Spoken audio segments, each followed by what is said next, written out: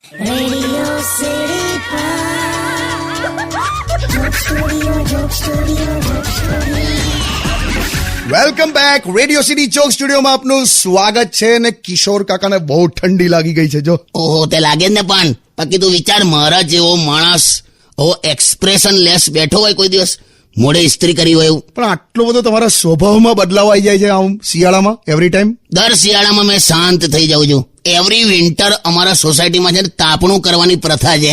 અને તું નહીં માને, લાકડા ખૂટી જાય ને તો છોકરાઓ ઓટલા પરથી પેલા બૂટ ચંપલ મૂકવાનું લાકડાનું ખોખું આવે ને, એ ખોખું ઉઠાઈ જાય યાર, આખું બાળી નાખે. બૂટ ચંપલ સાથે? ના એવું કરે કોઈ દિવસ. ખોખામાંથી આમ પાછું બૂટ ચંપલ બધું કાઢી સિસ્ટમેટિક સાઈડ પર મૂકી દે, પછી ખોખું ઉઠાઈ જાય. એમ ચોરીમાં પણ એથિક્સ રાખે એમ. અચ્છા.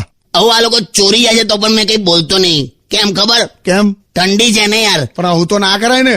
અરે કોઈના પણ સ્કૂટર બાઇક ગાડીમાંથી પેટ્રોલ ચોરી જાય અને તાપણું કરી નાખે, બોલ, તોય કોઈ બોલતું નહીં. કેમ? ઠંડી છે ને યાર. પણ ઠંડી છે એટલે આવું થોડું કરાય. એટલે હમણાં તો લાકડા ખૂટ્યા ને તો ચંપા માસી અમારા લાકડાના ખાટલા પર હુતા હતા, તો છોકરાઓ માસી સંગાત ખાટલો ઉપાડી ગયા તાપણું કરવા. હે? તારે માસી સે દાજ્યા, ચંપા ચંપાઈ, તોય કઈ બોલી નહીં. કેમ?